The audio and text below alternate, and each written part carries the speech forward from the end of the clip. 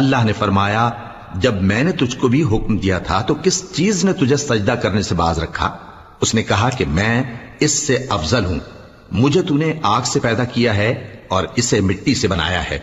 فرمایا تو بہشت سے اتر جا، تجھے شایع نہیں کہ یہاں تکبر کرے، پس نکل جا کہ تو ذلیل لوگوں میں سے ہے۔ اس نے کہا کہ مجھے اس دن تک مہلت عطا فرما جس دن لوگ قبروں سے اٹھائے جائیں گے۔ فرمایا اچھا، تجھ کو مہلت دی جاتی ہے۔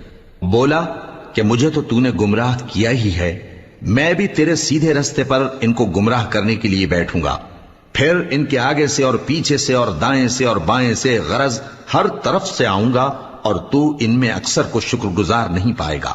اللہ نے فرمایا نکل جا یہاں سے پاجی مردود، جو لوگ ان میں سے تیری پیروی کریں گے میں ان کو اور تجھ کو جہنم میں ڈال کر تم سب سے جہنم کو بھر دوں گا۔